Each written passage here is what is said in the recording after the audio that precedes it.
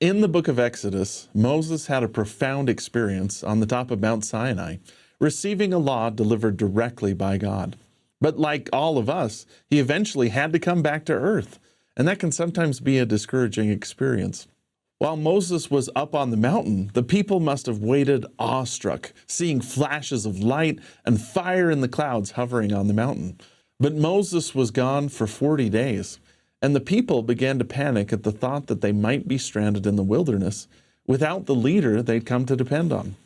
In spite of the miracles they saw earlier, their faith in the God of Israel began to falter. Having been raised in the middle of the idolatry of the Egyptians, the Israelites assembled against Aaron and asked him to make them a god to save them. Aaron obliged, and gathering together the valuables among the people, he began to fashion a golden calf. Aaron tried to have it both ways, fashioning the golden calf, but using it to announce a festival to the Lord. Meanwhile, the Lord warned Moses that he had to leave the mountain to stop the people from their folly.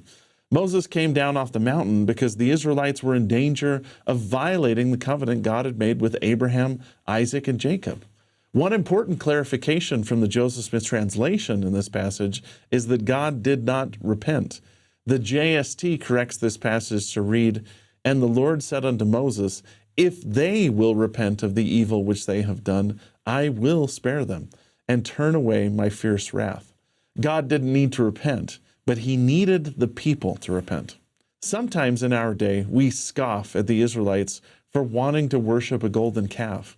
But idolatry is a sin that persists even into our time. In the Doctrine and Covenants, the Lord said that one of the causes of sin in the world today is that every man walketh in his own way, and after the image of his own God, whose image is in the likeness of the world, and whose substance is that of an idol. Idolatry is still one of the most serious sins we struggle with today, but it rarely comes in forms as obvious as a golden calf. President Spencer W. Kimball warned, "Many people spend most of their time working in the service of a self-image that includes sufficient money, stocks, bonds, investment portfolios, property, credit cards, furnishing automobiles, and the like to guarantee carnal security throughout. It is hoped a long and happy life." There is an almost endless array of false gods that people worship in our day.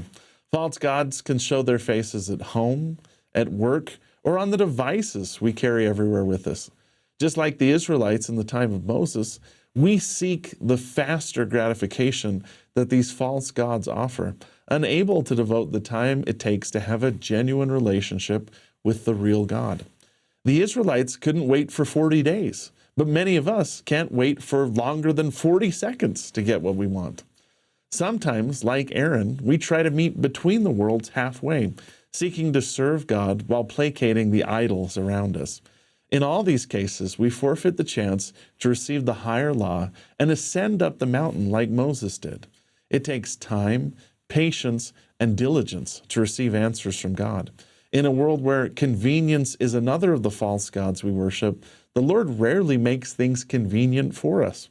But if we can keep our focus on the true and living God, the blessings he has in store for us can help us build a life full of joy and happiness and a relationship with the only God, not made of metal or stone.